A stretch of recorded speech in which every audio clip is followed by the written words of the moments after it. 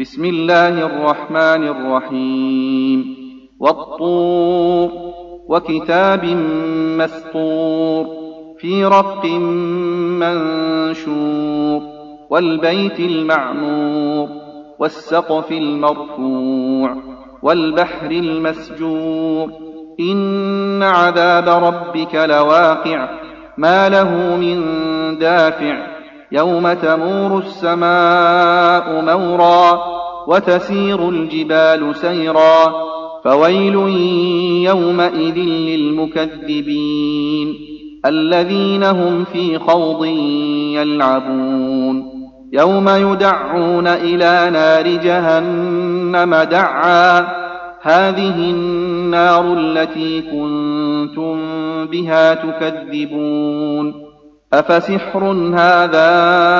أم أنتم لا تبصرون يصلوها فاصبروا أو لا تصبروا سواء عليكم إنما تجزون ما كنتم تعملون إن المتقين في جنات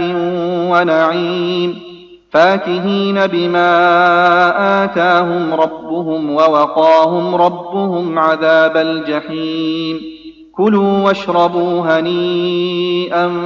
بما كنتم تعملون متكئين على سرر مصفوفة وزوجناهم بحور عين والذين آمنوا واتبعتهم ذريتهم بإيمان ألحقنا بهم ذريتهم وما ألتناهم من عملهم من شيء كل امرئ بما كسب رهين وأمددناهم بفاكهة ولحم مما يشتهون يتنازعون فيها كأسا لا لغو فيها ولا تأثيم ويطوف عليهم غلمان لهم كأنهم لؤلؤ مكنون وأقبل بعضهم على بعض يتساءلون قالوا إنا كنا قبل في أهلنا مشفقين فمن الله علينا ووقانا عذاب السموم إنا كنا من قبل ندعوه إنه هو البر الرحيم فذكر فما أنت بنعمة ربك بكاهن ولا مجنون أم يقولون شاعر نتربص به ريب المنون قل تربصوا فإني معكم من المتربصين أم تأمرهم أحلامهم بهذا أم هم قوم طاغون أم يقولون تقوله بل لا يؤمنون فليأتوا بحديث مثله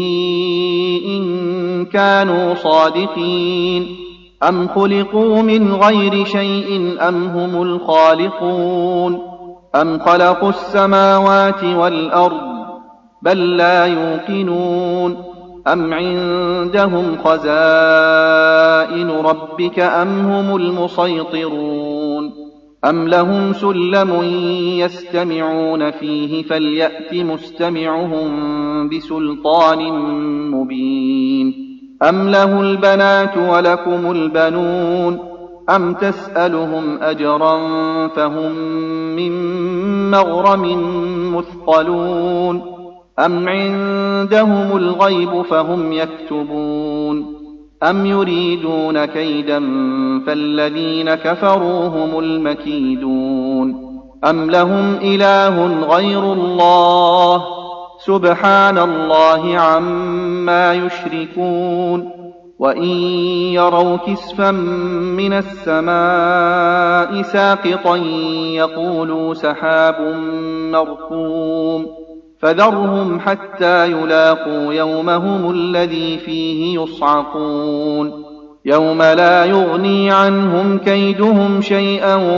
ولا هم ينصرون وإن للذين ظلموا عذابا دون ذلك ولكن أكثرهم لا يعلمون واصبر لحكم ربك فإنك بأعيننا وسبح بحمد ربك حين تقوم ومن الليل فسبحه وإدبار النجوم